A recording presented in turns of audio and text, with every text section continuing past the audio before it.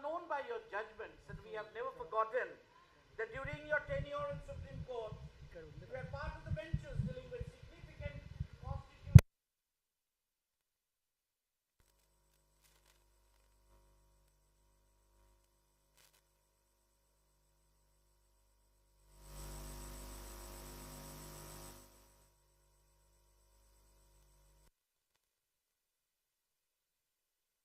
Career or post-retirement career, which one do you judge as the most important? I don't leave it to you. We all know that Sam has been the vice presidential candidate of our country, and he was the first local of Goa, and as I said, the vice presidential candidate. So we are really honored to have such a judicial luminary in our midst to have this deliberation. Sir, your lordship, may we request you kindly come on stage, please. And I request the President of the Press Club of India and the Assistant Secretary General of the Federation of Press Clubs, Ms. Sangeeta Pisharoti Bodua, to kindly come on stage and greet on behalf of Press Club of Hyderabad, Federation and all the constituent press clubs.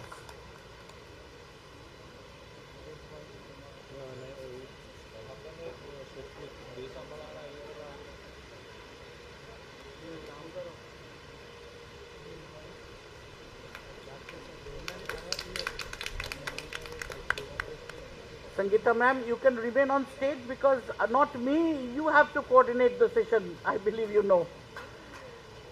I have the pleasure and privilege again to call upon one of the very senior journalists of our country who has been a journalist and who has tried to protect the rights of the journalists and who had worked in heightening the standards of media by imparting training of the journalists, and you can understand I am referring to Sri K. Srinivasa Reddy Garu, the chairman of the Telangana Media Academy, and he has been the founding chairman of the Press Academy of India, Andhra Pradesh, with cabinet rank of state, because I mentioned for many aspirants that sir is mixing with us like our elder brother, but he holds a cabinet rank. These are the things, the humility we should learn from our seniors. He has been a senior journalist and editor with several decades of experience in Telugu journalism and journalism-related institutions. He was also associated with the Press Council of India, where he headed a committee examining the issue of the paid news and submitted a report on the subject. He has played an important role in strengthening journalistic training and professional standards, and sir has been the chairman, sir has been the president of the Indian Journalists Union. As I said, a professional journalist and an editor working for the protection of journalists' rights and heightening the cause of the benchmark of the journalistic standards and ethics. 3 in 1. The trio in him. We salute him and we request Mr. Anil Singh, Secretary Mumbai Press Club, to kindly come on stage and felicitate Sri K. Srinivasa Reddy Garu.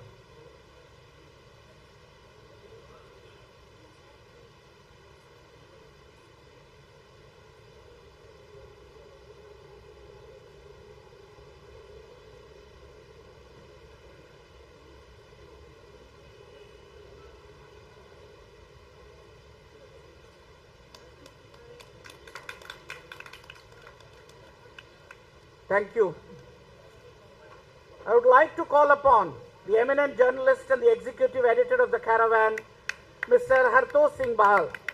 Mr. Bahal is a senior journalist, editor and author, and currently serves as the executive editor of the Caravan.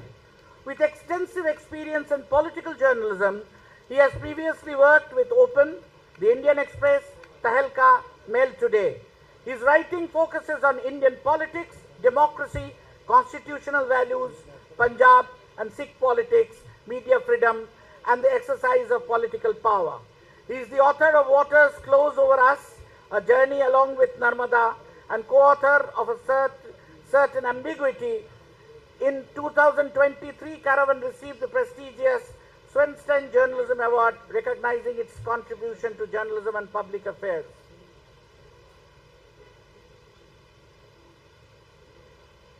I would like to mention that he is actually a mechanical engineer from BITS Pilani and subsequently pursued his MS in mathematics at New York University.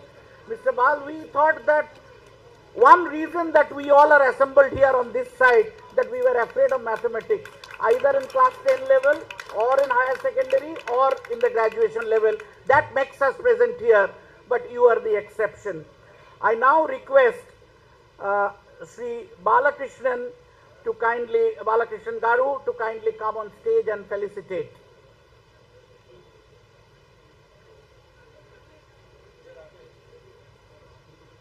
Basanta Lakshmi.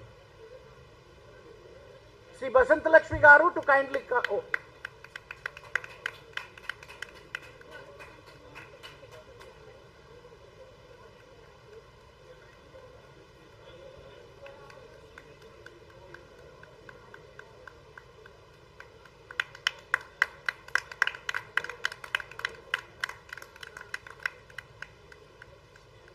Thank you, Harsji. Thank you, ma'am.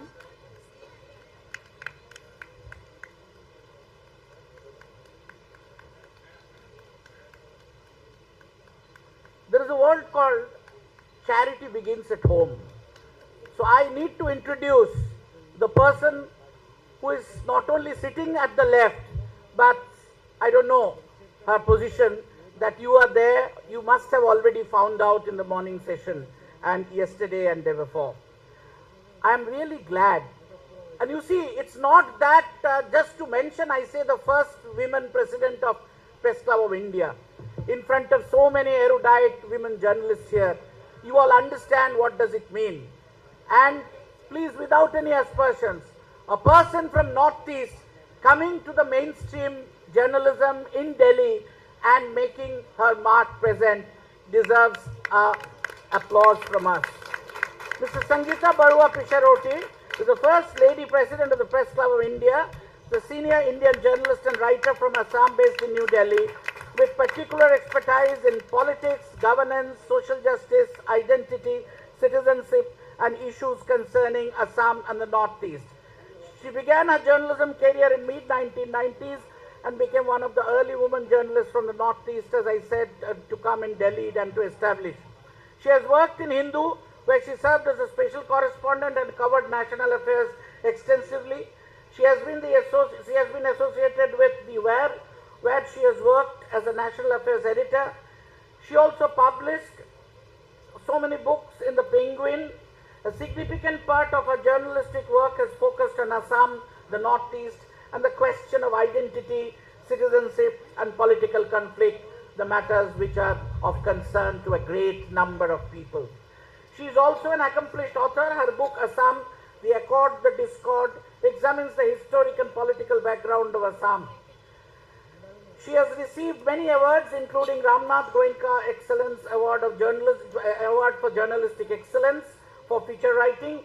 She has also undertaken fellowship-supported work on issues such as livelihood and environmental challenges affecting communities in Assam, including the impact of soil erosion on Majuli. Majuli we all are aware of. So not only a working journalist, but a journalist with cause and conviction, and a leadership with some values to protect the journalist's rights have been given to moderate this session. I think I should not indulge in introducing the topic. I would limit myself in introducing the participants. It is the humble duty of our moderator, Ms. Sangeeta Pisaroti Bodua, to introduce the topic and carry it forward. Thank you. Mr. Rajesh felicitation is there. Mr. A. Rajesh from Press Club of Hyderabad will kindly extend the facilitation. Yes.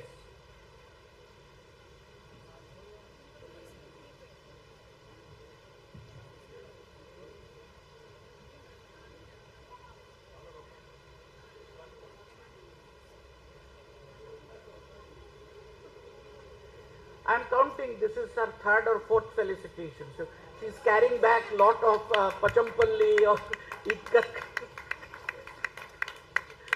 No jealousy. It's. Thank you very much. My job is over. Over to Ms. Sangeeta Pesaroti Borua to carry forward this very, very important session. Ma'am, the floor is yours. Thank you, Snehashiji. Lot of provocative remarks, including the side I've chosen to sit when I'm not responding to that. Yes. By the way, I'm Sangeeta Barua Pesharoti. I was born Assamese, and that Pesharoti part is the Mallu part. Okay, and that came on loan. So, yeah. Yes. Yes, absolutely. Okay. So the subject today is the protection of journalists, the need to collectivization to protect journalists from coercion by the state. It's a very serious subject, you know, and it is affecting a large swath of journalists and reporters in this country. So for me, the biggest word here, I mean like the twin words, protection and collectivism. So I would first refer to, elaborate a little bit on this collectivism, because it's the collectivism that we are celebrating today as part of the federation. The birth of the federation is actually hinged on collectivism. So I want to just give you a little preamble to you know, the latest force that actually led us to think of starting this federation. What was the immediate wind that, you know, brought us here?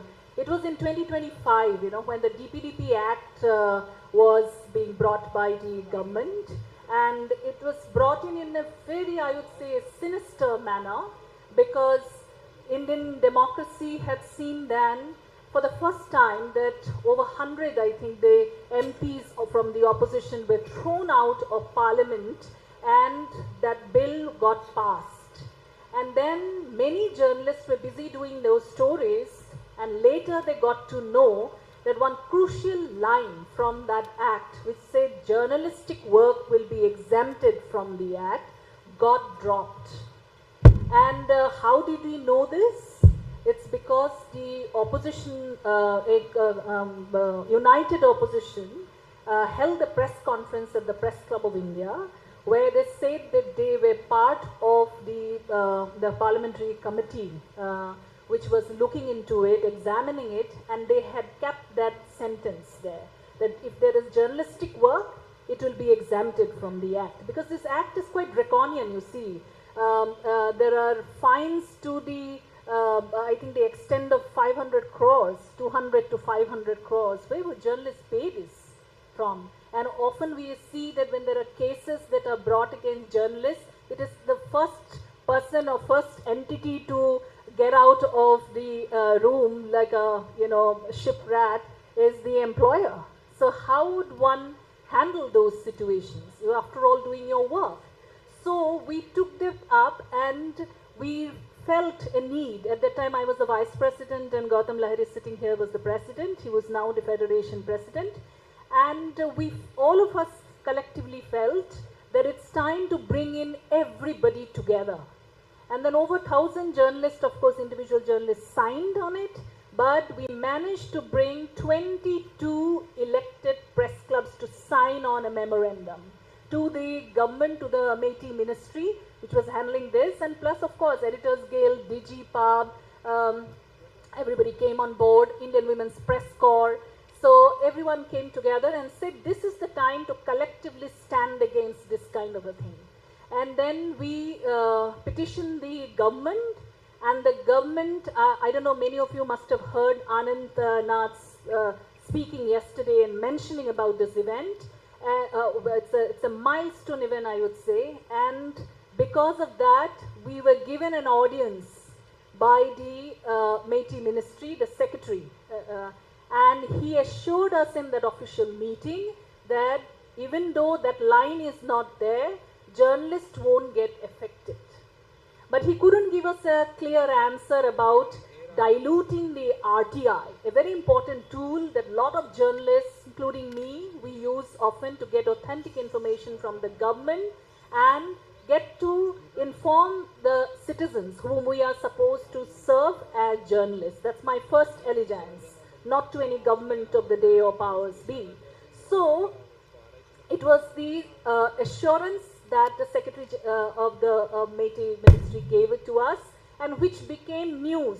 Lot of people, as Anand recollected yesterday, it became news, and then it became part of the documentation that whatever happens within the DPDP Act against a journalist tomorrow, but it was what the Secretary officially said. So these were small wins, but nevertheless, the collectivism brought us that win, I would say. And here we are sitting and talking about whether collectivism is the need of the hour. So I would first like to go to Hartosh. So many cases, you're like, accorded with many of those, strong cases and things like that, and, the litigations. So tell us, is collectivism the answer? How do you see it? And if collectivism is the answer, what is the way forward? What steps? Because we need to come to the granular level, that what are the things that we need to do? It is not just the discussion and the collectivism. Of course, it can give us results, but how to? What is the way forward? If you can take that, yeah, Mike. Thank you, Sangeeta, and everybody on stage, Justice Reddy, everybody here. I think we are taking part in something very essential, and I speak from my own experience because we must also acknowledge that there were earlier attempts, there were earlier means through which we had organized. Unions had a certain strength going back 10 years, 20 years, and there has been a slow decline in the strength of journalist unions, especially, I do not know the situation here, but certainly in Delhi, the power that unions wielded was very different from the power they wield today. In the post-liberalization period, in the contract journalism period, the very attempt of the contract system, and I'm not going to go into this, everybody is familiar, was to individualize journalists. It created an atmosphere where one journalist would not talk to another journalist about their salary because each one had the perception that they had got a better deal than the neighbor. It can't obviously be true, but that was the atmosphere created within the newsroom. And then you can pick people up one by one and actually go after them. If you want to sack somebody, you can take action against somebody. There is no collective resistance possible in this situation, and that is what had been created. This had become the norm through this period of time. I mean, we all know the saying, you take a single stick, it is very easy to snap it, you collect 5 together. It's not so easy. Of course, journalists are not sticks, and where you have 5 journalists, you have 5 different opinions. So for collectivism to take place, what we need is an essential sense of shared values about journalism that we all share and are willing to agree on. Because when we are looking at the incursion of the state on our domain, this is both direct and indirect. It operates directly through threats, through legislation, through pressure. We at the moment, you were talking about the number of cases at Caravan. We have at the moment a defamation case by Doval's son. We have a defamation case by Gadkari directly, the Gadkari family. We have sedition cases on hold. We have, so I mean, I can keep counting, but that's going on. That's par for the course. Others have had to face far worse. And it is possible to resist this because the Caravan is an institution that believes in the idea of journalism. I have also got experience of when this was not possible. In my previous job at Open Magazine, I was sacked just before a new government was coming in, and the reason given was my political views were inconvenient to the owner. And I fought a case in the labor courts for over 5 years. I won the case, but it made me realize that individual battles are not easy to fight. If anybody has been to labor court, Justice Reddy will know more about this, but the experience is not pleasant. And to do that for 5 years, to go from hearing to hearing, not have hearings happen on most dates, to have hours postponed, days postponed, after a while you are alone standing there. And it's not easy to sustain it, either through legal fees, either through effort of time, etc. And again, so for journalists or individuals to be able to resist this. To have a collective force behind you, both legally, ethically, and just in terms of willpower to help you along when you need such things, that fight can only be fought there. So what I'm saying is the other means of pressure on journalists, I've spoken about the state, is through ownership and funding patterns itself, because often the state acts through the power that they can exert through ownership and through the people who actually run media. So journalists, when they talk of protection, and the working journalist actually only ensured one kind of protection, we never went into larger questions. So everything has to come within our ambit. It is protection within the organization we work. What are the conditions that should allow journalism to prosper? It is a question of circumstances outside the organization. What duty does the state have? How does it see journalism? And how can journalism prosper? These two things have to come together before we do that. And the third, and this is a responsibility we must collectively also face, that the name of journalism has also been misused by journalists themselves in this country over the last 10, 12 years. What is our responsibility in not only deciding what journalism is, we talk about regulation and we do not want external regulation, but what do we do to regulate what is happening around us in the name of journalism, and what responsibility we have to ensure that it doesn't go on and is not labeled or called journalism? I think these are the three broad patterns under which we have to consider what is going on, and collectivism is necessary to answer each of these issues. Thank you. There are a lot of important things that you have touched, including this whole the other conditions under which the journalists have to work, which I think you were part of the media bill that the Press Club had put together. I will come back to you on this. Before I bring in Justice Reddy, I want to ask you, Srinivas sir, one thing, we always, most press clubs, everybody, all the presidents and the secretaries present here with with me, that moment we hear something, that there is a journalist who has come under attack, first thing that we do is fact check, and then we issue a press statement, okay? And I have seen this being done by almost all press clubs who are members of this federation and others. How effective is press release and press statement today? Because I often, as the president of the press club, get to hear that we need to do more. It is like everybody is coming together and releasing this press statements, but usse kya hota hai? I have a different opinion, but I want to hear your opinion. Does this tool of collectively coming together and issuing statements, what does it do to your mind? And do we need to then go a step forward? And if at all that's a step forward, what else is it, do you think? Sangeeta, thank you very much. But before answering to your questions, you must expand the discussion to our Working Journalists Acts also, which was enacted by the Independent India. Yes, yes. And now that was dissolved and the name of Labor Codes. That is one of the very important factor. Yes, important our wage factor. codes are dead. Yeah. The thing is now, I am sorry to say, in Telangana, the reporters' legwork is comparatively come down sitting in the chairs.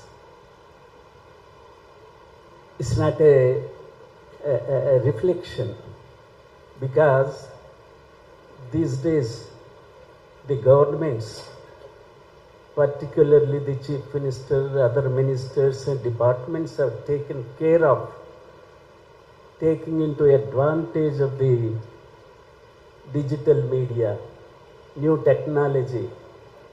By evening, press statements are landing at their laptops or the Making us lazy, that's what you're saying. No legwork at all.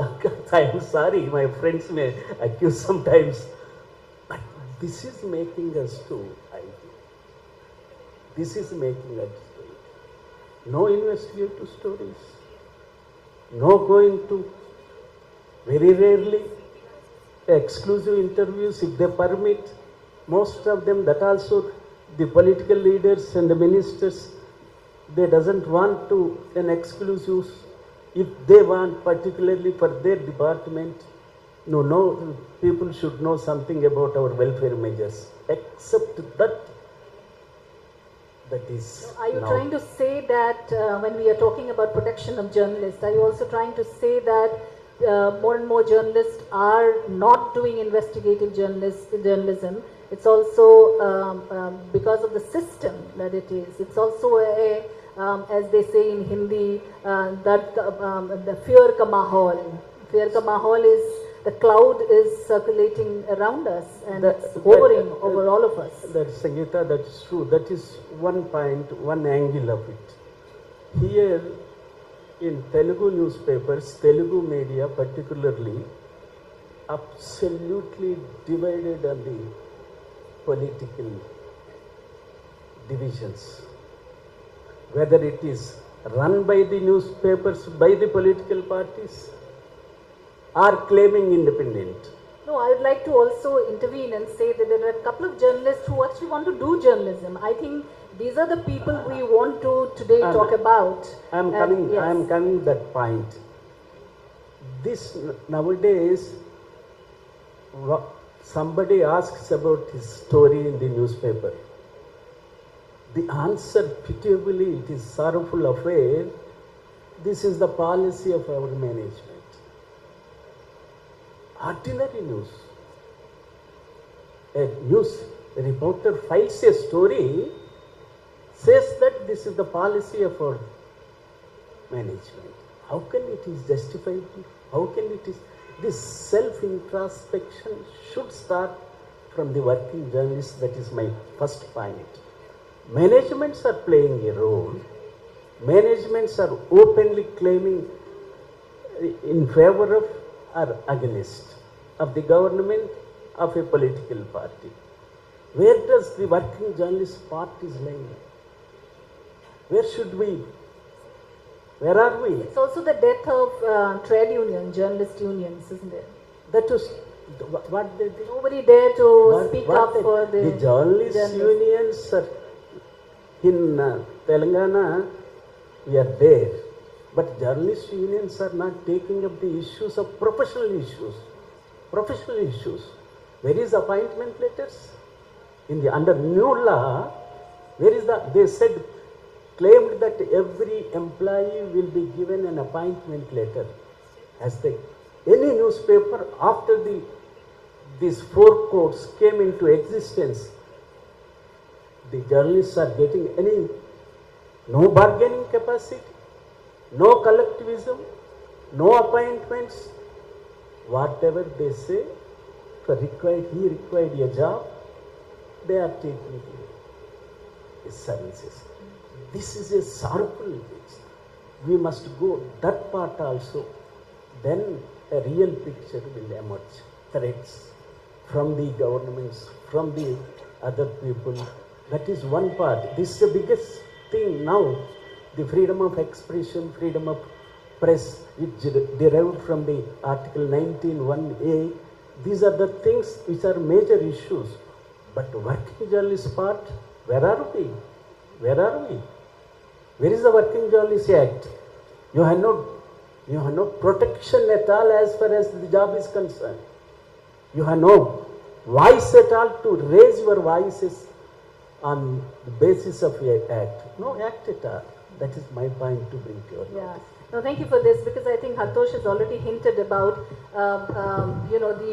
the model that we have, that model of financing the journalism, that media houses model that we have, cross ownership and things like that, and that in a way has also brought into the death of this whole this welfare board and this whole entire thing of Working Journalists Act. And I remember I was a young reporter in the United News of India in the early 90s, and I was a part of the UNI union, and it was every day we had these discussions. On that time, I think it was the Manisana wage board thing, and we used to take out this dharna and multiple other things, what all we needed, demanded, everybody, and gradually we got to see that HT, Hindustan Times became HT Media, Yes, and soon I remember seeing one by one journalists were being thrown out,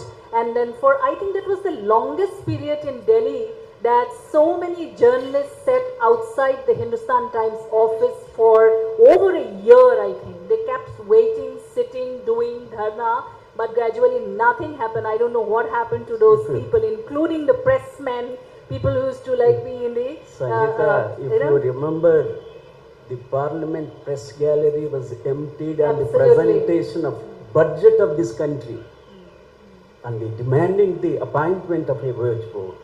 Those days have gone. Absolutely, I remember those days. The cross media ownership, we have a ray of hope. When we see the America, there was no cross media ownership. The America also changed their law. After that, the Indian government has followed suit. So cross media ownership has no relevance for the arguments, for our sake. No, the America used to have a no cross media ownership. They have amended the law. Amended the. Where should we see? In India, before that cross media ownership, now everybody, News Network 18? Yeah, cross media is not just cross media. We need to also spell out who all are owning our media houses. Of course, ANA is omnipresent, and that is there. So many politicians and the leaders are now owners of these press, various media houses, particularly television channels, and Telangana is no different, I'm aware. And but I want to bring in Justice Reddy now. Sir, when we talk about protection of journalists, at a time when the employers are also not being able to protect the journalist if he, she, they really do these stories, good stories, investigative stories, if at all it gets to get published. So editors are also mostly, not able to do, do that protection of their deputies that they used to do earlier. And so our trust is now only on judiciary.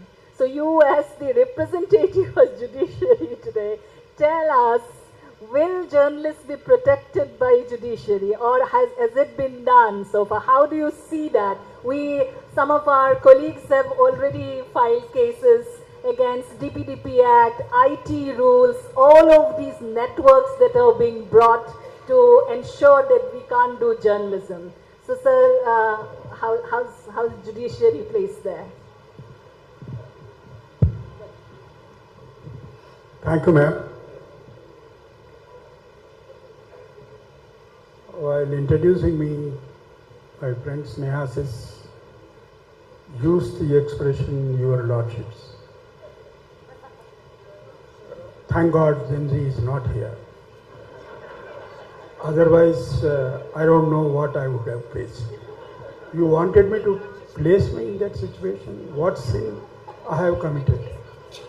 I'm your good friend and always moving amongst you. And the second thing, I never really understood the significance of that statement. Speech may be silver and silence is golden. I thought I would remain silent today for the simple reason you were discussing the in-house problems, purely confining and looking at the problem within a particular narrow framework. It is not possible to make any suggestions, any reforms or solutions to the problem unless we broadly understand the prevailing socio-economic political conditions in the country. Not because you are divided on the basis of your views. That is, after all, what democracy is. Friend Abdosh was mentioning about it. But there is somebody who is bent upon dividing you. Unless you realize that, how that system operates, why this collectivism is being defeated. What do you mean by collectivism? Collectivism amongst yourself? Even all of you are going to come together without any difference of opinion, agreeing on, say, a particular manifesto or a plan or a policy. You are not going to solve the problem. Somebody else is sitting somewhere. Unless you understand that and discuss the problem broadly from the constitutional perspective. Every time I keep on hearing freedom of speech and expression, of course Article 19, it's a guaranteed right. But very rarely I come across freedom of speech and expression preceded by thought. So you speak and thereafter start thinking about it. Thought is a particular mention in the preamble of the Constitution. Therefore, whenever you are talking about Article 19, you must always say thought, freedom of speech and expression. But that is being hit. Your thought, what you have to think, is being modulated from somewhere else. If you don't fall in the line, I don't think there is anybody going to protect you.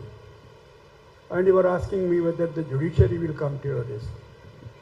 On more than one occasion, ever since 1952, starting from Organizer and Crossroads, that is, I am referring to Brijbhushan and Ramesh Thapar, followed by Bennett Coleman, followed by Express Group, and followed by so many cases. The judiciary always stood by you, the judiciary, quote unquote, as it then existed. But every time, whenever this question came up, collective bargaining, this labor courts business, Industrial Disputes Act, all of you remember, there is a big debate on that, whether the journalism is an intellectual activity. Therefore, it should be excluded from the area of operation of the Industrial Disputes Act. Perhaps Nehruji properly understood the problem. While conceding that it's an intellectual activity, the journalists need protection, therefore we will make the Industrial Disputes Act applicable. That's where the collectivism, collective bargain, unions, trade unions, etc. would come into the picture. Unless we really know the background, how that act has come into force. Nehru intervened in the debate. The very first amendment was concerning you, where the reasonable restrictions were brought into operation. And Nehru was attacked by none other than Shyama Prasad Mukherjee. That you are taking away the rights of the press and freedom of speech and expression. And went to the extent of calling Panditji that you are communal. And the response, Shyama Prasad Mukherjee telling Nehru that you are communal and you have divided this country. Then Nehru replied, all right, more will come about later. But while intervening in the debate about the freedom of speech and expression and the rights of the journalists, Panditji intervened, drawing inspiration from their London Royal Commission. Said, I am willing to set up a commission. Please place all your facts and demands before the commission. Therefore, the Working Journalist Act, which ultimately has taken the shape, has a long history. and it has been very silently repelled, and all of you are waiting, just keeping quiet. I have never heard any loud voices or protest in the streets. How can you allow the streets to be silent and search for a solution in the name of collectivism? But then directly coming to the question whether the judiciary can come to your rescue, forgive me if I am sounding a little bit pessimistic. Rather, you may feel that I am so straightforward and brutally straight. I do not think that you can expect much from my fraternity as the things stand. Therefore, draw a plan of action. I borrow one sentence from a eminent personality who is not here, just now left, Dr.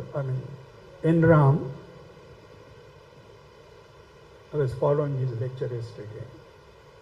He said, mere constitution and law is not going to give you the protection. Unless you involve the broad society into and galvanize them into action. That's why I said, as long as the streets are silent, I think it is difficult for you to get justice. What else you expect from your owners who are interested in increasing their circulation? And what else you expect as long as the neoliberal economy prevails in this country? Who is there to check them? Who is there to tell them to treat your workers, your journalists, your editors, your staff with some respect and also provide something so that at least they survive? Where do we go? To whom do we complain? And very subtle in a silent manner among 13 legislations, if I remember right, very quietly the Working Journalist Act also is repealed. All other acts that are repealed somehow find their place, good, bad, ugly, whatever it is, but not the Working Journalist Act. Another difficulty you have now is who is a journalist? Earlier the Working Journalist Act has provided the definition. Who is a working journalist? It is defined in the Act. And therefore you are protected. Whatever protection that was available is silently taken away. So I was trying to prepare something, a structured lecture I thought I would prepare, but it ultimately turned out to be some sort of a notes, because I wanted to paint a Hanuman.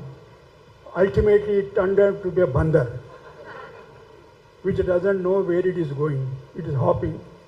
And I stopped writing before it becomes Bajrang Dal. So that कोई आके आग लगा देगा तो फिर बहुत मुश्किल हो जाएगा. That is the situation in which we are in. I would take further questions if any. For the present I think I have said enough. And you have indicated you are going to wind up the whole debate within 1 hour on such vast subject. I thought it would go on up to 5 o'clock. Thank you, ladies and gentlemen.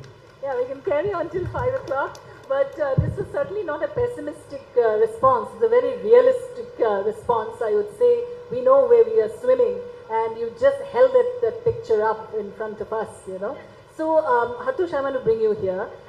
He has actually talked about apne gireban mein jhaak ke dekho, you know, look within where we are. Of course, when we are talking about the earlier discussion was also on the trust deficit. Of course, we are part of the bigger ecosystem, the whole, you know, the way the society is today, the way they are consuming news, of course, you know, and the huge collective loss of morality also in a society, you know, because you're not, what do journalists do actually? They bring, I would say, the truth, the facts to the people, isn't it? So that whole truth is now being allowed to be seen from multiple angles. When we were growing up, we we always thought this was right and that is wrong, you know.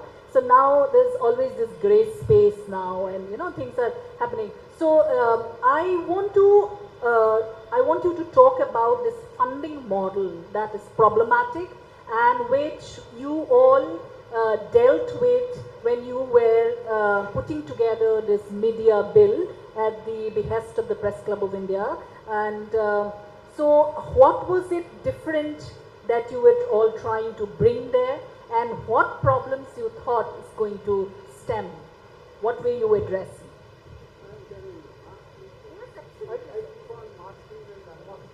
Yeah.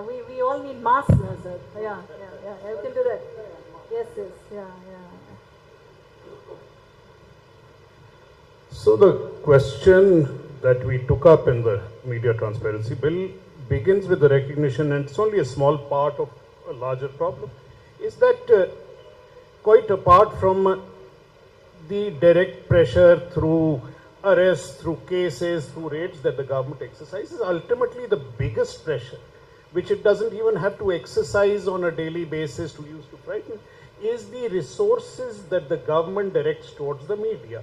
Almost all our large legacy print media would shut tomorrow if the government stopped giving advertisement. They are all aware of this fact. Yeah? This is true of every major newspaper in the country. It is to a significant degree true also of television, but especially print would die without this. So we have vast resources in terms of Prasar Bharati, Doordarshan, which run under government control. So is there an alternate model? Because there are other important questions which lie outside our domain that we must interact with, where collectivism is that. One is, what do we propose? And the second is, how do we get these proposals implemented? Because it's not just enough to have good ideas, but we sometimes don't even have ideas. So I'll just run through this because this awareness is important.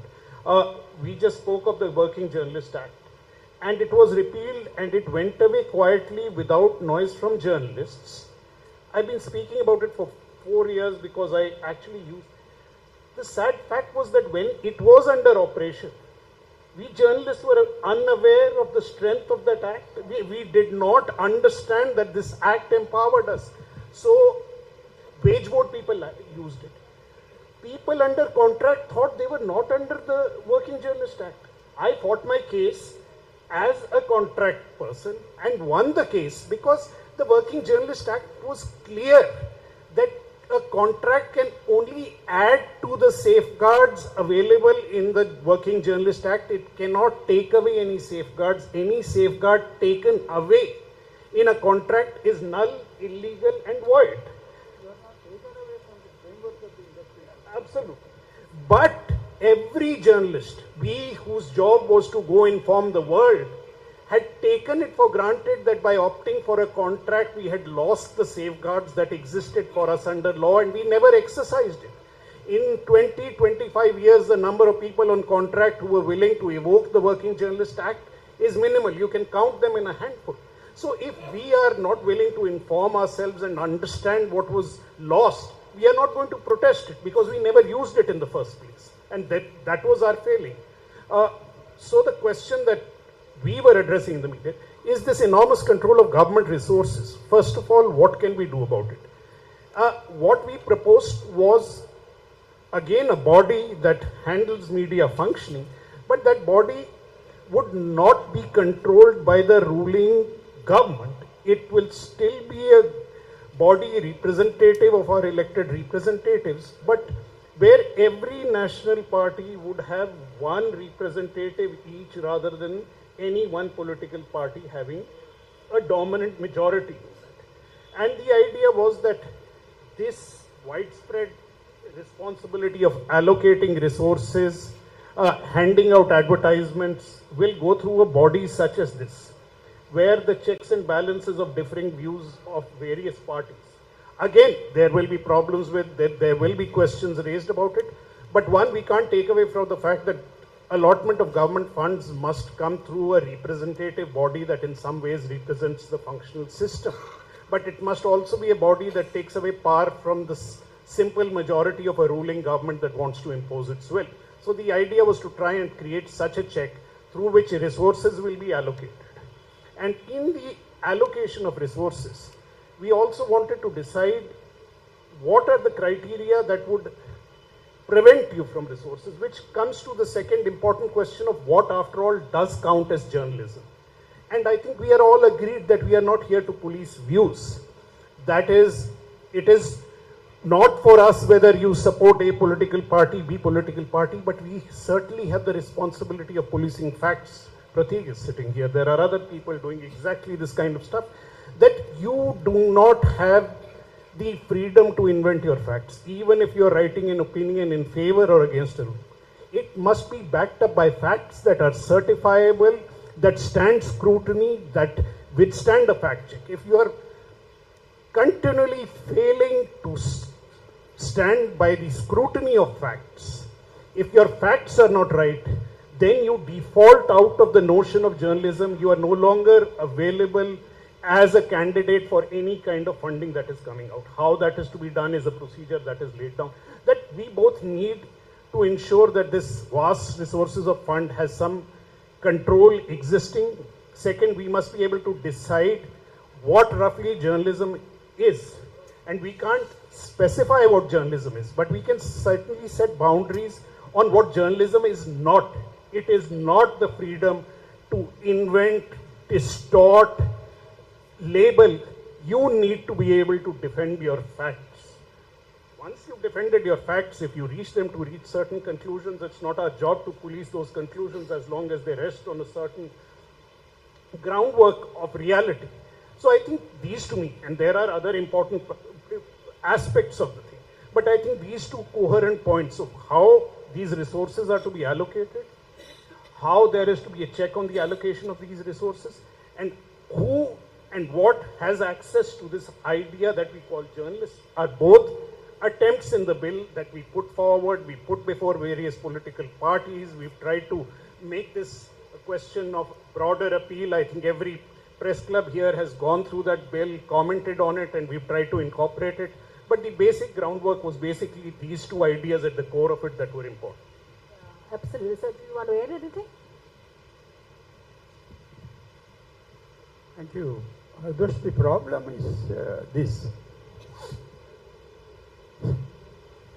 You are absolutely right. Facts are sacred. But based on the facts, as normally you do in Caravan, which I regularly read, you arrive at a certain conclusions. On the basis of the facts that are available on record, your conclusion is perfect, justifiable, which ultimately forms an opinion. But it doesn't suit me. I don't like that opinion. But that doesn't mean I'll directly interfere in your functioning and stop you from writing,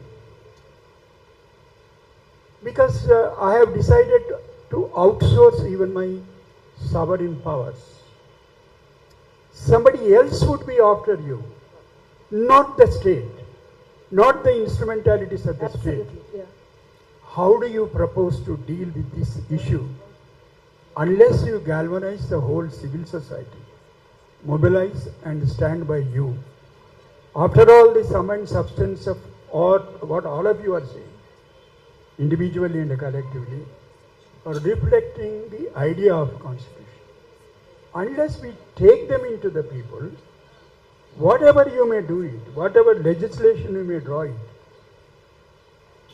is not going to solve your problem, rather our problem, since I am sitting here for the present. Thank you. No, thank you for this. I think in the earlier session, and Ram was also talking about, is media literacy, from the school level, and which is of course hinged on the constitution only, and which is ghum phir ke, as they say in Hindi. It has to come to the constitution, the constitutional values, and particularly in a democracy where you are supposed to swallow opinions that you may not like. So, Srinivas sir, I want to ask you something, which is, when we were talking about collectivism, it is also, and then we are seeing increasingly cases being slapped on reporters and independent media houses. There are also raids, etc. And when I myself in the wire, we had these raids, and so many of my other colleagues in the wider fraternity, we've seen all of this. But when these things happen, what I realized is, even if we consider ourselves as journalists, that we know a lot more than the common citizens, then we realize that when it comes to laws, we are actually not very good at it. So when we were talking about collectivism, what, do you see anything like, bringing out these kind of media law awareness kind of booklets and stuff like that? Because is it not the time for journalists to also be aware of what they are jumping into or where they are? When more and more these kind of legal loopholes and the other laws are being brought in.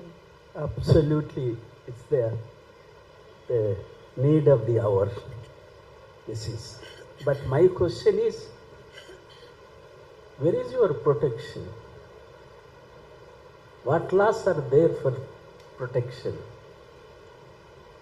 We have one protection, professional protection in the Working Journalists Act, that was,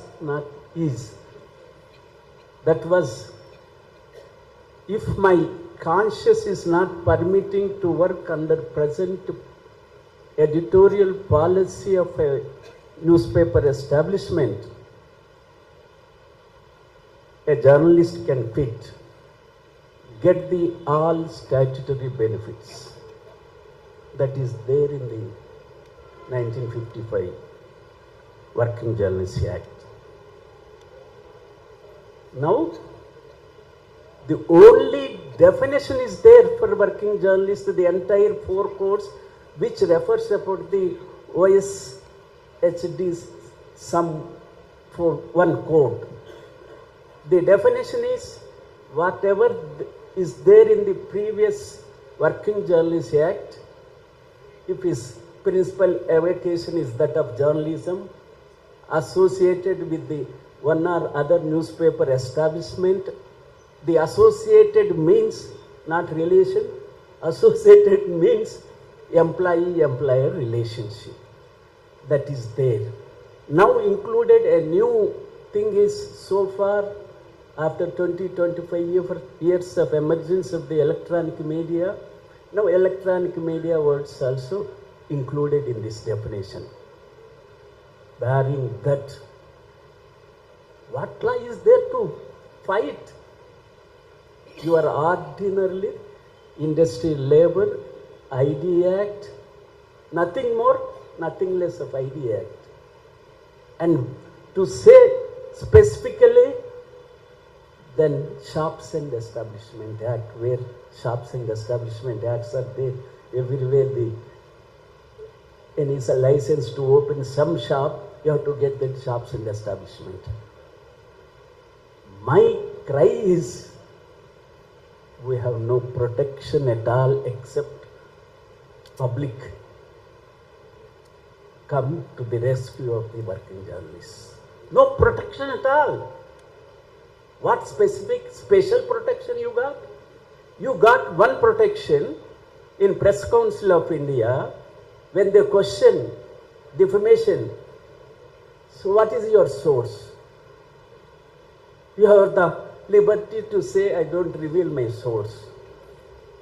But in the law, court, judiciary, you have to reveal. Even that also not functioning. When I called the other day, I went to the chairman, Press Council of India, Ranjan Desai. We have academies in South, the Andhra Pradesh Press Academy to educate journalists, Telangana Academy is there, Karnataka Academy is there, Kerala Academy is there, Institute of Communication is there, and your organization is there. We must have a curricula, a common curricula for the working journalists. She said, a good idea, Mr. Reddy. What should I do? You please come to Hyderabad, I organize. I have no money. I have no money, even for that to come to Hyderabad. That is a pitiable, the peer body for the working journalists, Press Council of India. Where is the statutory, the ethical standards? Framed by the Press Council of India only. So, these measures, Gautamji, we must all, Press Clubs of India, attacks, rights, expression is one part. These other equal parties, where are we? You are a common citizen. Sangeeta saying, it seems we are common citizens. So we are only common citizens. No special act. Earlier, whatever there, something that has gone. So seriously, you must think of, I am happy all press clubs of India coming together for this purpose. I think what Justice Sudarshan Reddy Garu said, where are you people? Where is your voice? Now we must try to collectively express our opinions to go to the public. That is my view. Okay, very good point. Extremely good point. Yeah, I think we should also be a journalist, be accountable to the institution of journalism too. I think that is our, we also need to do as well, and that perhaps will also bring this trust deficit that we have increasingly seen, particularly in the students' education. Yes. Continue, sir. One thing I forgot to tell most of my friends know, I thought as a unionist, last 4 decades, 5 decades, why can't we start a newspaper? So many chief ministers said, why you people start, working journalists should, why not you start it? I started a newspaper without collecting money from anybody. A policy was made, who is agreeing the editorial policy of this newspaper. These are the editorial policy. Who pays 25 lakhs of rupees, he will be the director. 9 directors will be appointed. A chance is there for 9 people. We have collected 5-6 people. The then government openly on the floor of the announced that our Telangana man, a senior journalist, is starting a newspaper. This government welcomes the newspaper. We see that it flourishes. Ultimately, it was launched with 12 pages, multicolor, 7 editions. We went to the market. Good response was there. Government has given the advertisement rate. Not we expected of that much, that less than our expectation, of course. Then issuing the advertisements also, but no payment. No payment. Meanwhile, another 4 vacancies are there for directorship with a dubious names. They tried to and make it into our board of directors. The board of directors, out of 9, remaining 4, they entered. Simply I resigned and get out to the people. So this is one way of, in the morning we discussed at length the collecting fund from the people, crowd people. That is simple for the digital media. Digital media, 8 lakhs, 20 lakhs, 25 lakhs, 30 lakhs, or a crore of rupees. but we can't venture for this print media. Unfortunately, still print media is having some credibility, comparatively more credibility than us. That is Also newsprints, isn't it? It's the government that approves the newsprints, isn't it? So where will you print if you offend the government? of course, that is always. Yeah, that is the basic that we come to. Here at least on Please do. internet we do that. So you only wanted to add something. Ma'am, I just wanted to make one suggestion. There are many organizations, many press clubs, many journalist unions. Is there any possibility of yourself forming a committee and drafting a proposed legislation as to what are the steps that are required to be taken to protect the journalists? Then put it in public domain, put it for discussion, circulate it to all the political parties, including the political party which is in power today, elicit their opinions, fine-tune it, then continue deliberations that may lead to some sort of what I call an assistance from the people as such, strengthening your cause and supporting your cause. And second thing, I have an observation to make. Picking up the thread from where Hardosh has left. Facts are sacred, but the opinion is always subjective based on those facts. That opinion bothers X, Y, Z. Then they start pulling the wires, inculcate fear in you, and you will be careful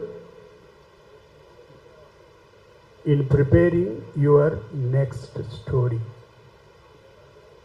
If you allow the fear factor to creep in, then you have lost the game. Fear factor always leads to self-censorship. That is worse than the censorship by the government. So how do we navigate these things? It's a very complex situation. I think we need to discuss more and more about it to find ways and means and solutions. One more minute perhaps. On the other day, Mr. Srinivas Reddy organized a seminar of similar nature. I raised a question whether the journalists need the protection now or the citizens need protection from the journalists. You invite the people to your channel, 7 p.m., 8 p.m. and 9 p.m. This tamasha, this performance, it is nothing but performance, nothing less than performance. You invite and giving dressing down to the people. You invite me and ask me to sing Vande Mataram, the full Vande Mataram. I can't sing more than 2 stanzas. And now you ask me what sort of a citizen you are. Are you not ashamed to say that you are once a former judge of the Supreme Court? These are the questions posed at me. I'm just illustrating. So how do we protect, ma'am, ourselves from you? What nonsense is this going on? And you use all pious names. 4 of you are working in one particular channel. In the evening, 9 o'clock, you have nothing else to do on that day. You have no business. You organize, quote unquote, a round table conference. What sin those freedom fighters have committed? Why can't you call it a bloody square table? Call it a round table conference and perform as if you are taking one stand, he is taking another stand. All of you draw sustenance from your master. This drama also is enacted at the instance of your master, unless you think that we are all fools. In this area, ma'am, suggest something as to how we protect ourselves. Thank you. Thank you, ladies and gentlemen. Well said. We also, when we are talking about protection of journalists, I think we need to protect a smaller section now, I would say, of journalists from that wider section of journalists too. So we are on the same boat, sir. It's like that. Yeah. So So this is the biggest problem now. What we are seeing, that when we are talking about the trust deficit, these are also being aggravated by these kind of experiences. And now the question has come to us to deal with whether we really need to, how much we actually condemn it. It's not that people don't condemn.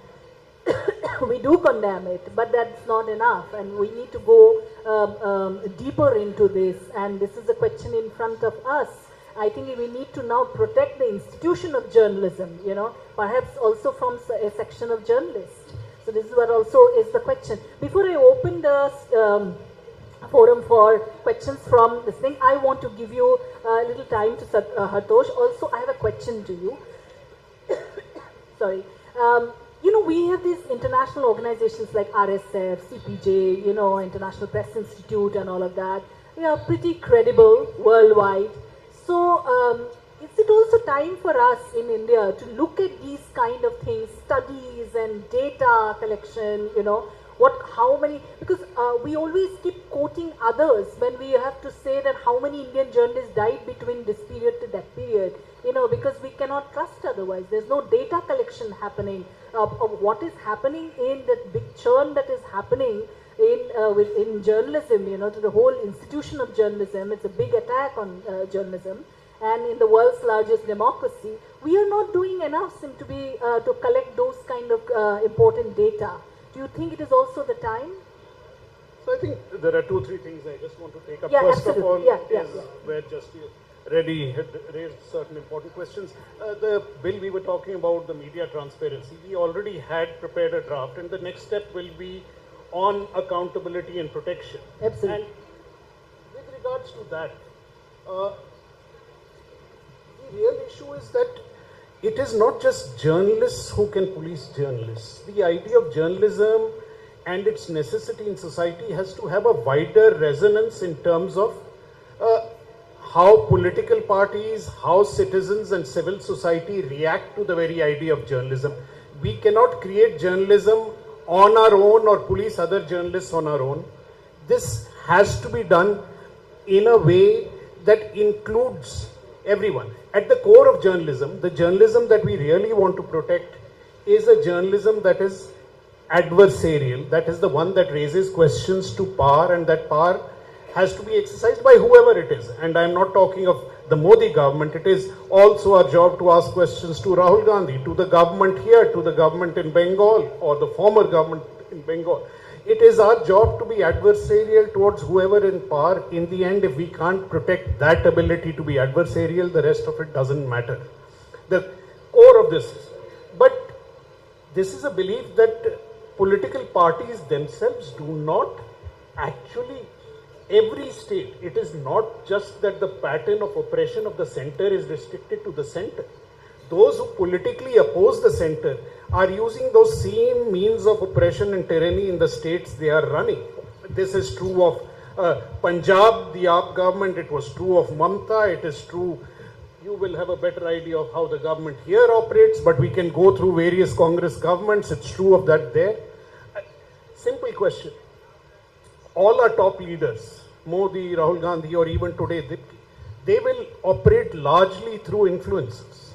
The one thing I can claim, I don't know whether proudly or not so proudly, we have an interview request pending before all of them.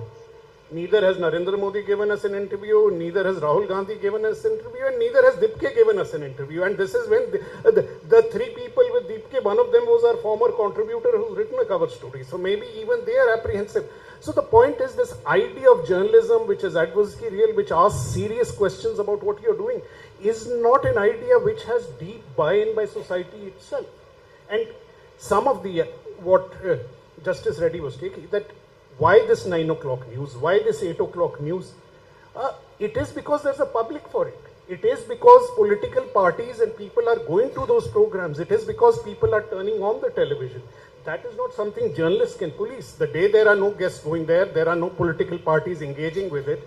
When there is no viewership, these will fade away. So this is a problem outside journalism. This is the kind of journalism we want and we are producing. It is not the problem that exists within journalism. This is the problem of the kind of society we have created. Of the wider society. Society. Yeah. Consuming it. Yes. They are consuming it. Now, if we come back to this point that you raised, that leaves us at the core of a few journalistic organizations which we would be interested in collecting data. The simple problem is resources. Where are these resources going to come from?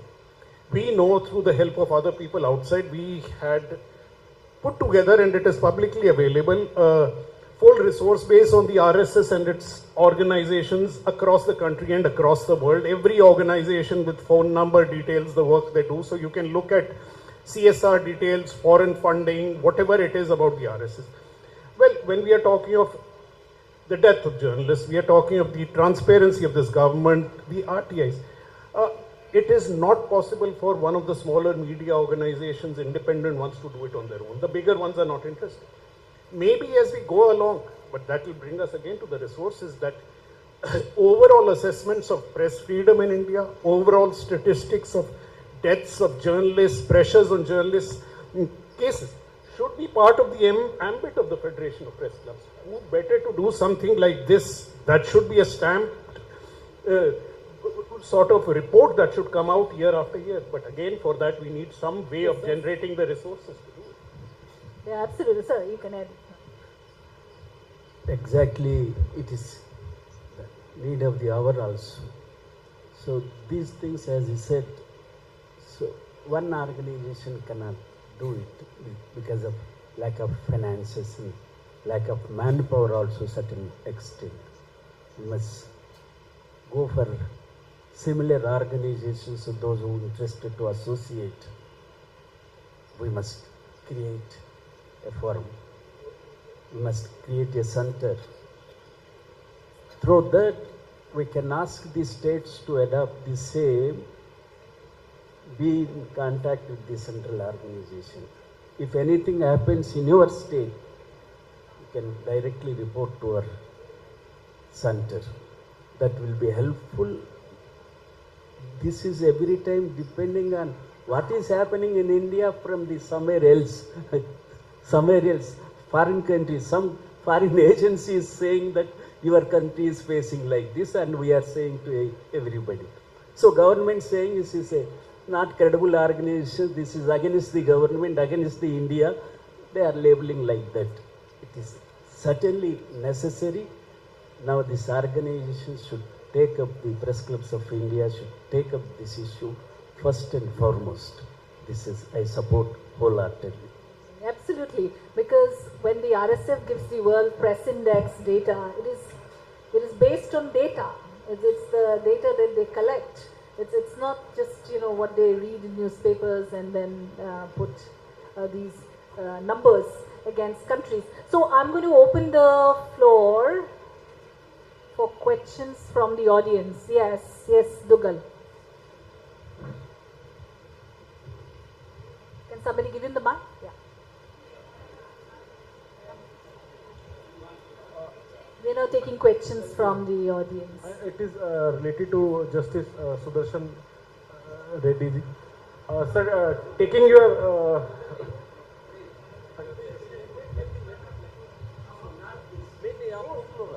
No, I have actually no question. I was just to inform you that when the Press Club of India has formulated a draft media transparency and account, yeah, That's not it. no. Number two, that bill already been uploaded in our website. Number three, we have distributed these bills to all the member of parliaments, and I can say with a great pride that one of the member has already moved this bill as a private member bill in the Lok Sabha. It is still pending because of the adjournment of the motion. The bill has not been taken up. But at the moment, hopefully, during the life of this Lok Sabha, hopefully one day the bill will be taken up. There are many members who have assured us, we have had a discussion with them, they have assured us they will collectively join that discussion. So we are expecting that day, and we hope that that time we will organize a more bigger kind of a awareness program in the country with all the support of the judicial fraternity too. Thank you very much. Sir, forgive me for my ignorance. I was not aware of this. Yeah, that is our fault that we could not communicate. I stand corrected. But still I maintain this is not enough. Bring it, put it in the public debate, public domain. Let there be discussions. Small, big, medium, 20, 30, 50. Take it to the students. Yeah. Right. One community who would respond and make their suggestions. Take their inputs. Take it to the trade unions. Take it to, are you prepared to do that, Gen Zs? Yeah. Let us see how they react. Yes. What they Why do. not? The way you have treated them. Yeah. I'll come to that later. If an opportunity comes, otherwise I will come to whatever I want to say. Sir, it is to you. Sir, please introduce yourself. Sir, I am Saurav Duggal. I am part of a federation of Press Club and also a representative of Chandigarh Press Club. And the president of the Chandigarh Press Club, sir. Sir, as you've been talking about the galvanizing the society in Punjab, it's a recent development. Whenever there is a FIR against a journalist, and especially the independent journalist, especially the people from the rural areas are taking into the streets. So they are protecting the journalist as it's a society's journalist, and the particular journalist is talking or taking up their issues. But in the similar cases, when there is a journalist which has a less following, so is unable to gather that much of support. So in your opinion, what can be done to protect the journalist to safeguard its freedom? Except the solidarity. What is that we can guarantee to that particular journalist who may be reflecting a minority's point of view? Minority in the sense, not that sense. Not any religious communities. Opinion-wise, he is entitled to do that, isn't it? Express our solidarity. We go back to Voltaire and tell the people, I don't agree with you,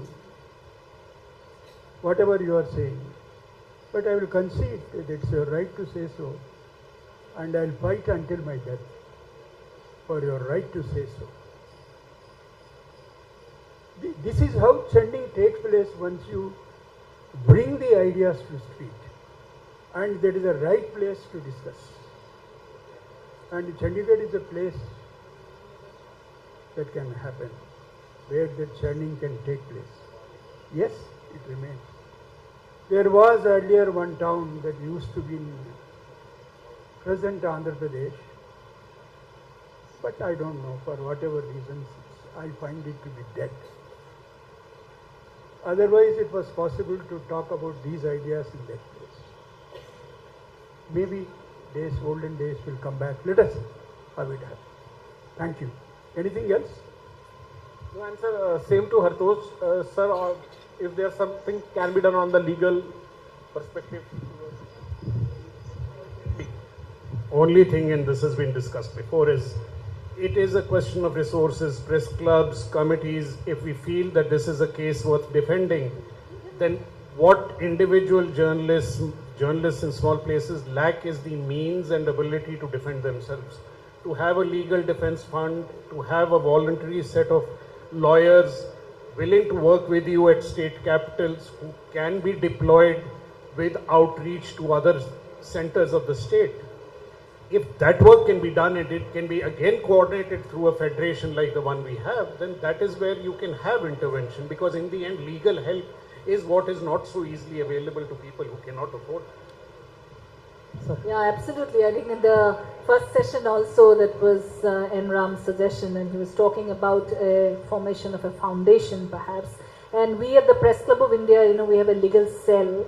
We've taken up certain cases But yes, we have been so far lucky to get some lawyers who are willing to work pro bono for these kind of causes. But it's actually very difficult to take it to different cities and then of course to the district level, you know, and at the smaller areas what we are seeing is also happening there. So it's a huge network that one needs to build, and it will take certain time, of course, and plus resources. And I would say since the unions are dead, so it could be perhaps be the should be the playground for federation now, you know, to be able to do these things, collect these data. So I think Vivek, you have a lot cut out for you. Okay, so we have one question from Uma now. Yeah, okay. Sir. Can somebody, Yeah. after that, sir. Uma and then Uma Sudhir. Justice Sudarshan Reddy, your comment on the debates is of course well taken, and I think more and more people are not watching news for the simple reason that they no longer think it's of any value to them as citizens. It may be seen as entertainment and therefore it goes on, and somebody else is funding it and therefore it goes on. An agenda is served, therefore it goes on as well. But increasingly where we are saying, we spoke about trust deficit in the morning as well, if the mainstream media is actually losing out that audiences to a place where you have a caravan, you have an alt news, you have a news minute, news laundry, scroll, wire, etc. And a decoder also. And a decoder as well. So, thank you for that. So you have that, but that is simply not enough. The mainstream media is obviously losing out its audiences to what we are now calling as a Gen Z movement, that it is happening on instant. There, the rigor of journalism is certainly not there. And we are going into dangerous space because of technology, or because the youngsters find that more attractive and easy. That's where we are losing them. So is that a trend that we have to live with? Or any ideas in what you do? I mean, do we go and occupy that space, or do we train more of those people to come into this journalistic rigor? What do we do to be able to still give news that is relevant, important, and needed for the people of the country, while it also engages them? Ma'am, your question itself is full of answers. Mainstream media has failed. Therefore, decoder has stepped in. Because it is simple principle in law of physics that space doesn't remain unoccupied. The Unfortunately, space, sir, decoder app got hacked, our No. website got hacked, and now we think we exist from election to election, No, and I'll not come- as an. I'll come to that. Yes, you're right. because that space doesn't remain unoccupied. It is slowly that space is occupied by the meaningful and what shall I call a media which is restrained in its approach, in its thinking and its presentation. That's the need of the hour. Let there be more and more such digital platforms like Scroll, Wire, perhaps one time Quint also, News Laundry. There are many channels like that. This mainstream media is going to learn its lesson. But Uma, it won't die, because it's backed by very powerful forces, including the corridors of power. Therefore, it won't die. They will continue to play that game, and we have to resist. One way of resistance, I agree with you. Henceforth, I will not commit that mistake and watch them. You have my assurance. Thank you. Sir, my question, sir. Myself, Satish Reddy. I am a media entrepreneur. Who will? What is this, sir? I am not a journalist. All the questions are directed against me. Oh, pardon me. Uma. All of us look at this with a lot of concern, and therefore I want you to do some crystal ball gazing to see what do we do to reclaim the space, not just because all of us want to remain relevant, but because we know that this is important for democracy to be able to function. So what are we going to do? So look, one is, and it's not an easy question to answer, there is a space that has opened up, which includes reels, which includes humor. It involves various new ways of communicating. I think rather than extending the notions of journalism to include this, we have to accept that there are other forms of discourse which lie necessarily outside journalism. I do not criticize them, I do not decry them, they exist, they have their importance. But let us not try to make journalism that, and we should be clear about what we are doing when we are doing journalism. And as I said, that core of facts must remain.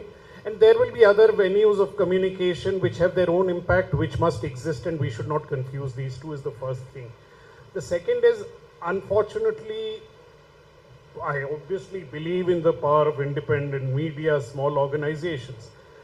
But the very nature of media requires the existence of some mass media that has the ability to speak freely, to create a sort of common discourse across the country.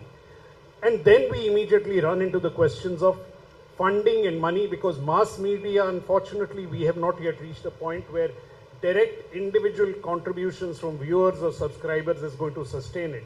Part of the attempt of this bill was to exactly answer a question of where this kind of funding can come from, how it can be created, and how mass media can be sustained. Because if we don't address the question of the very nature of mass media, we will not be able to solve the problem of journalism.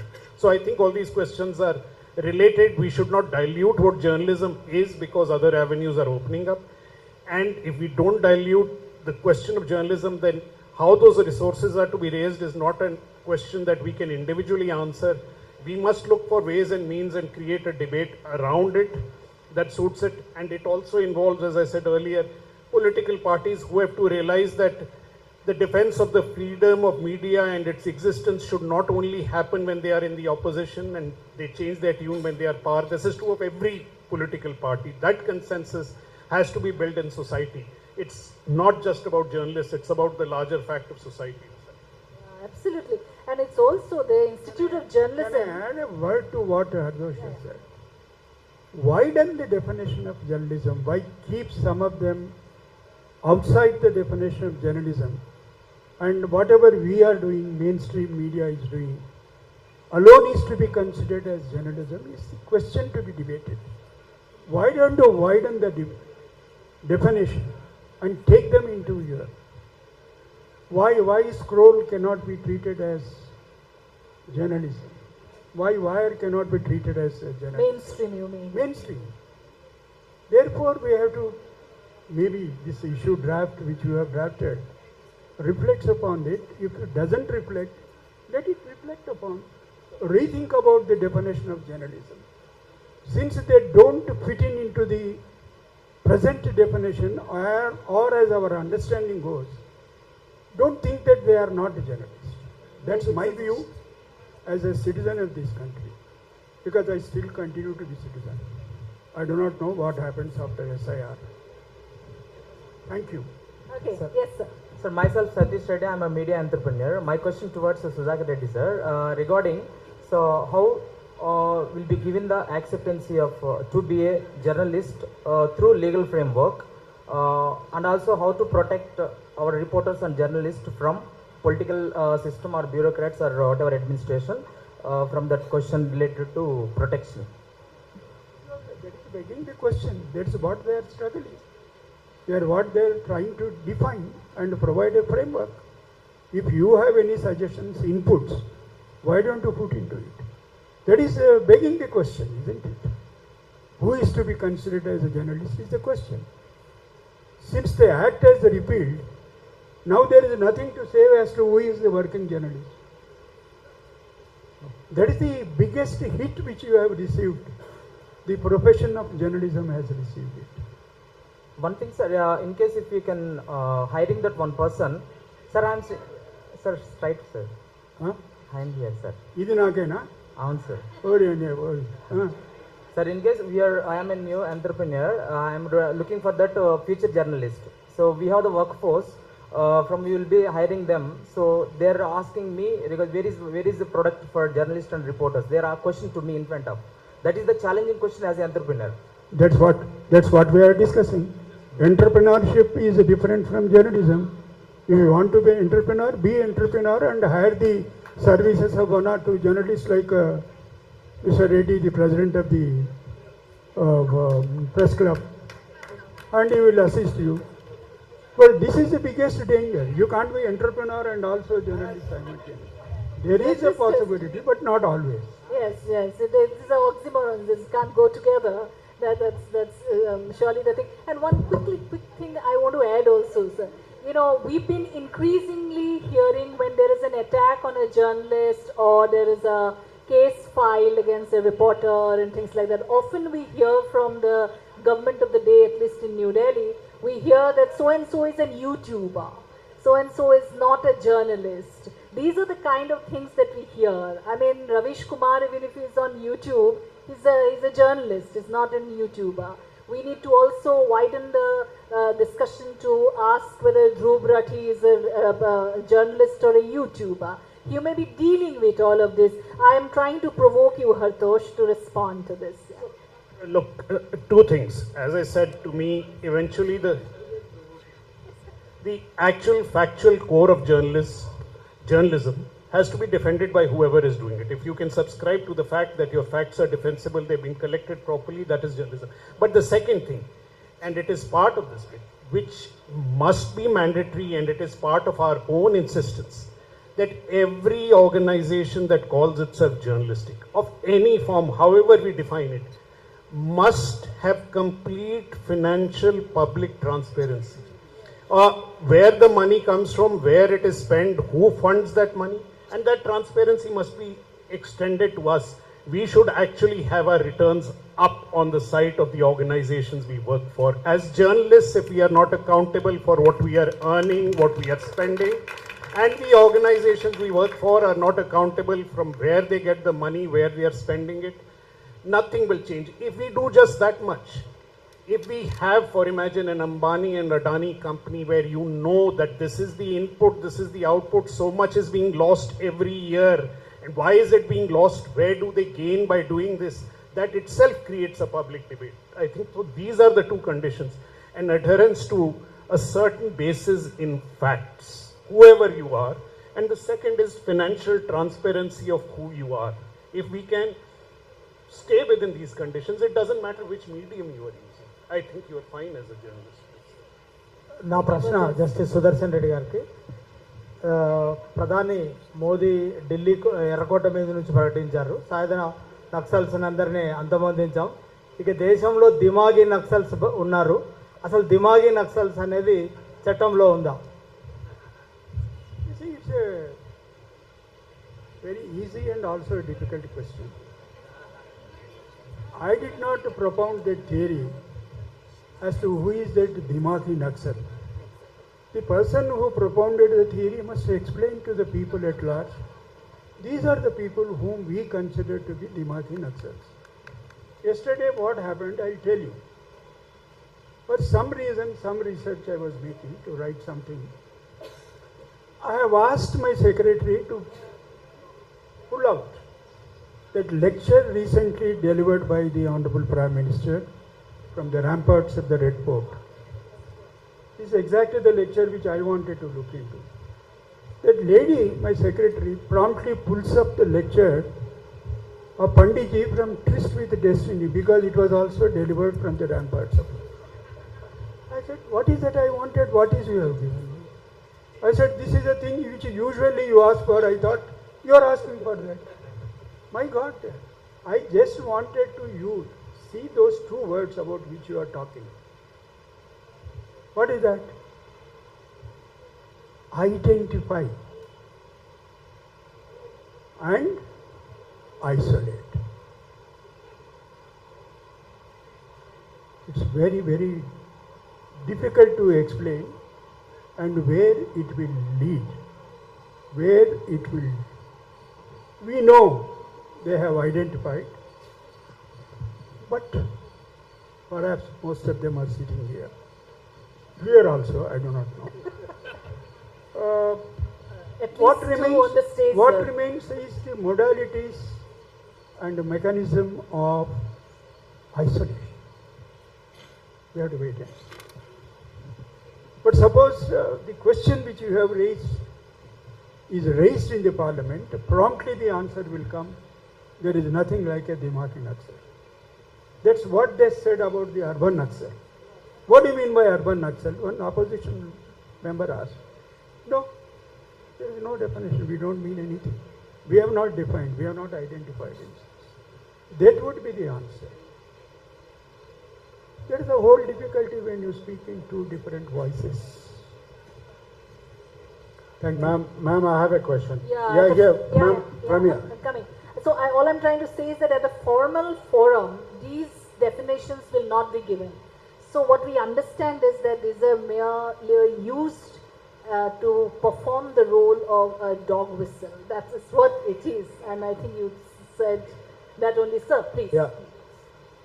So my question is, so the mainstream media, the so-called mainstream media, has always been accused of, being filled with the leftist ideology journalists. And that's been the case for the last 6 years is what the others claim. Now with the new media coming in, there's a lot of these rightist wings have opened up their space. And that is where the challenge actually comes from. The media has always been accused of being a leftist. So that is why the right wing now is coming and challenging that. So this narrative, this conflict of narratives, do you think this is actually the problem of today's journalism? Is this why the governments are able to, the present governments are able to question or dilute the media, mainstream media? Maybe Hartosh can take it. I think I am trying to insist that do not get into the battle of narratives. You can't say that the right wing doesn't have the right to journalism or to exercise journalism. What I'm talking about, and this is what I've raised, let us take a mainstream newspaper with a certain respect. Take the Indian Express. And you go to the opinion pages. And Ram Madhav writes an editorial. I have no problem with Ram Madhav writing an editorial.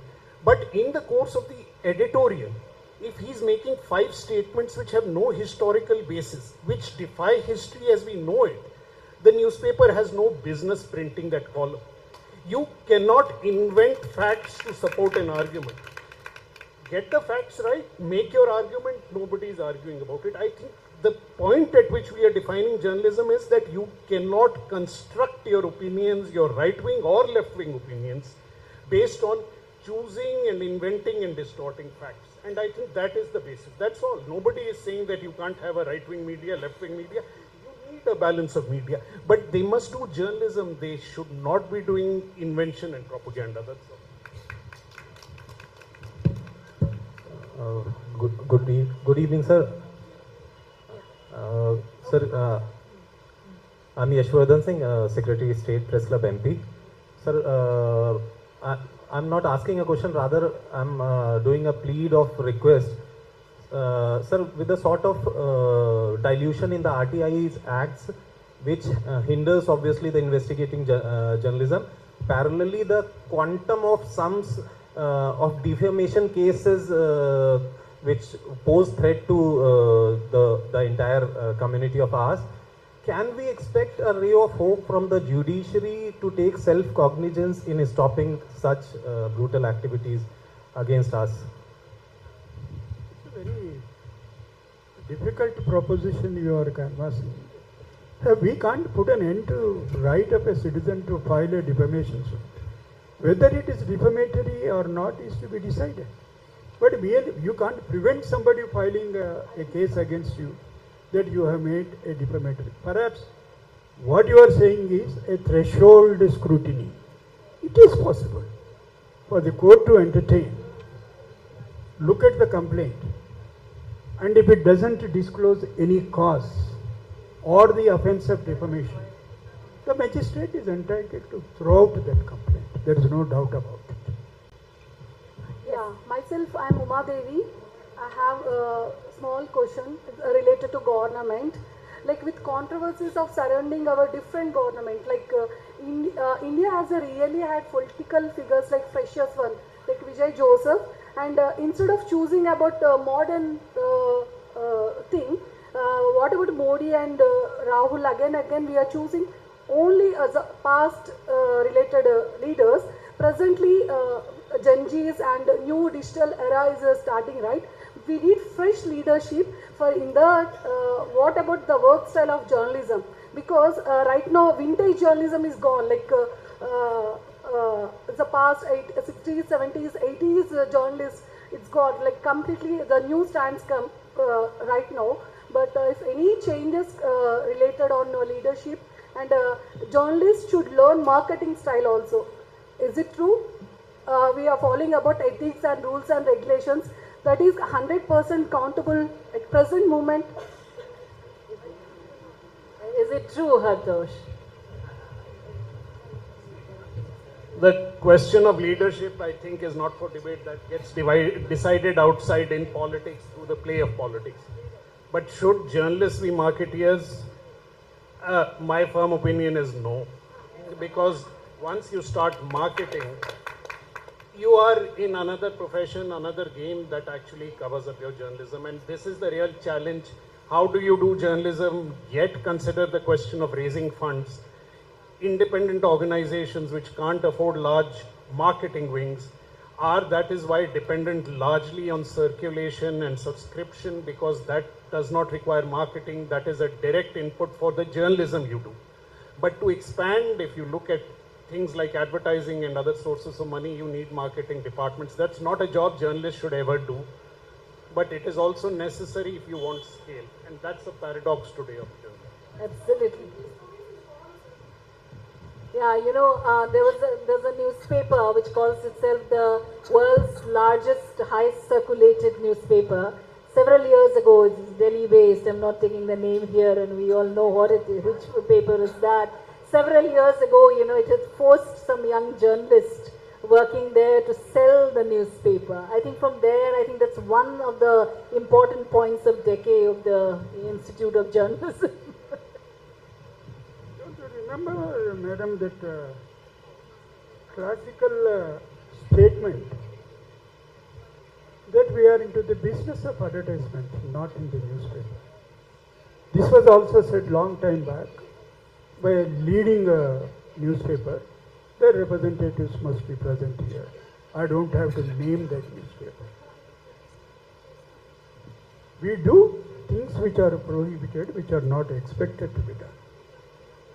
Therefore, this exercise is going on.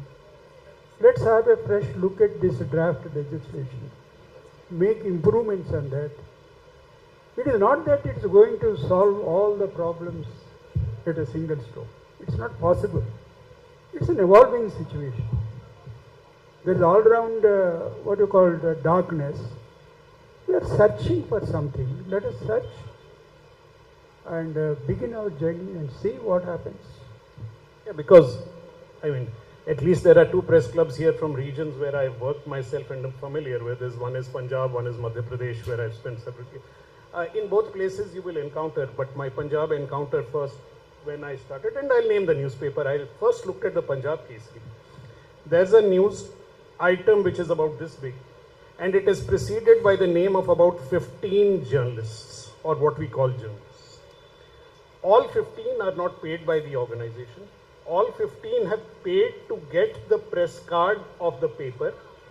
Also, that news that's published is a press release piece for some person. All 15 will go to the person who has released that press release and ask him to pay them because they have made sure it has got printed in the paper. That is what happens when journalists are doing marketing. That is the model that is not going to happen. It already is the basis for much of our journalism which we do not recognize. Yes. I'm Raja Babu from One India editor. So, ma'am, a question for you, ma'am. Yeah. First time ever to a moderator, I think. Yes, sir. So, how would you see movements like cockroach? So, what is the media role and responsibility, and how the judiciary protecting the movement? So are you asking how, as journalists, we are looking at the student protest? Yes. Yeah. If you ask me, I can give the answer as a personal answer. Of course, I'm looking at it as a kind of a fresh gush of air, because I live in a democracy, and where I think the biggest question that they asked many questions, but everything stemmed from one thing, which was seeking accountability from the powers be. And in a democracy, I'm very proud citizen of this democratic country, this great nation, because I feel that I have a right to ask questions to whoever is in power. And I also do that kind of journalism. As a journalist, I also all the time look for asking questions to the government, to the whoever is in power, and on behalf of the public. So as a personally, if you ask me this question, I cannot give you an answer for the entire fraternity. Personally, of course, I will say that I'm looking at it as a fresh breath of air. Yeah, thank you. Sir, Sudarshan Reddy, sir.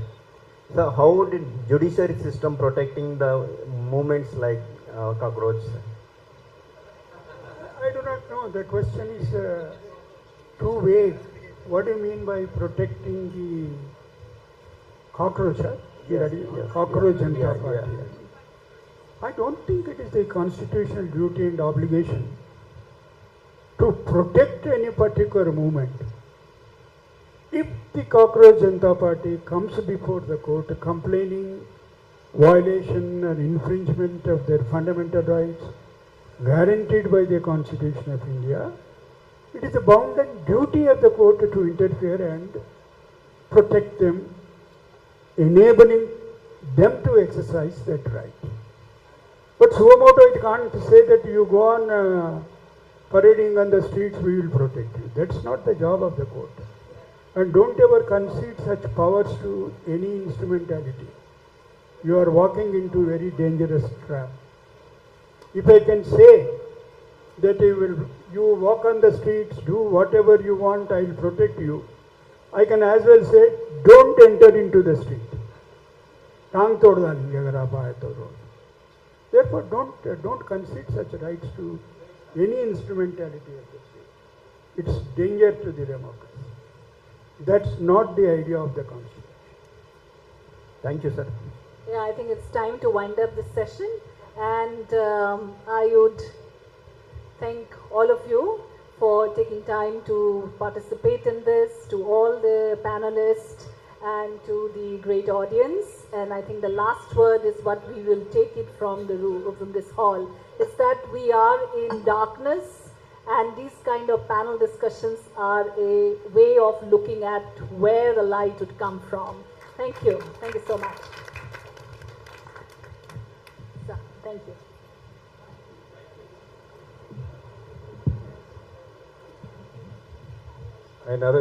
I request Chief Guest to be on the dais. Sir, a token of appreciation from Press Club Hyderabad, sir. Mr. Justice Ravikant Reddy, sir, will honor to Justice Sudarshan Reddy, sir. There you go.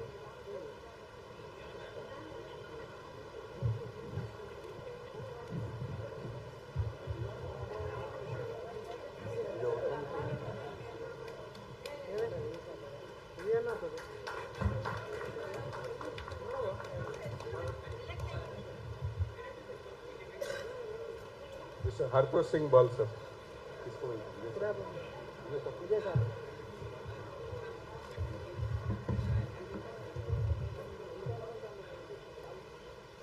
Harpur Singh Bal, ji.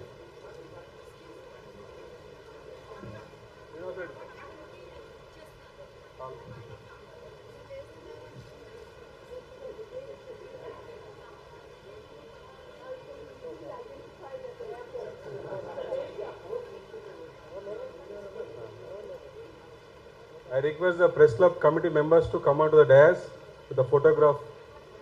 Please come.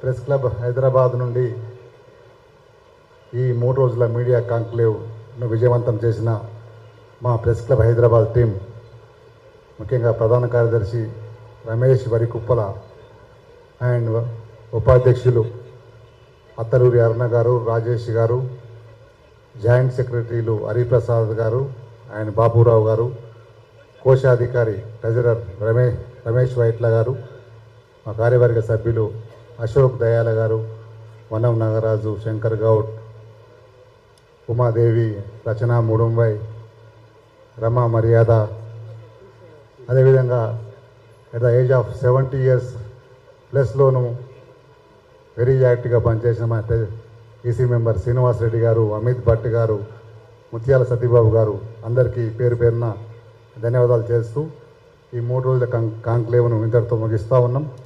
ఈ కార్యక్రమానికి అన్ని విధాలుగా సహకరించిన ముఖ్యంగా federation of press club నుంచి వివేక్ ముఖర్జీ గారికి ప్రత్యేక ధన్యవాదాలు తెలియజేస్తూ ఉన్నాం.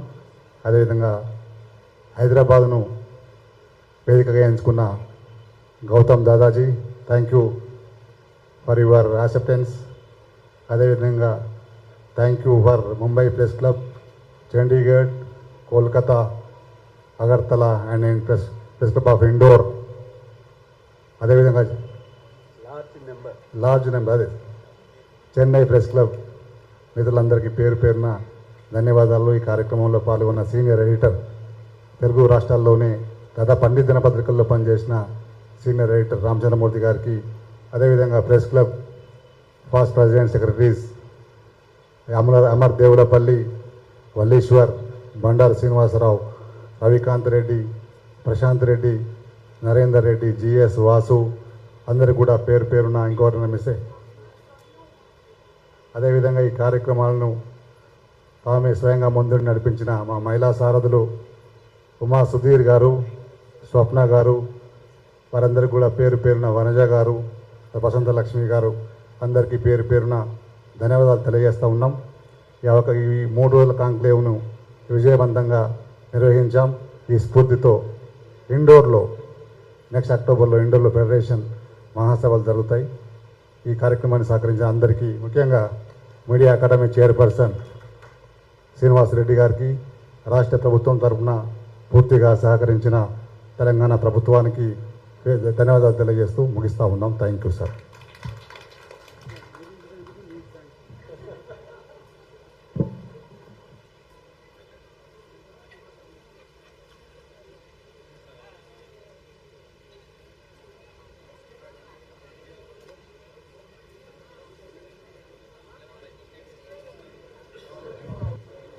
Delegates from outstation delegates, please come on to the dais.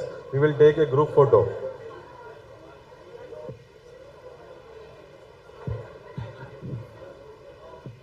Please come on to the dais.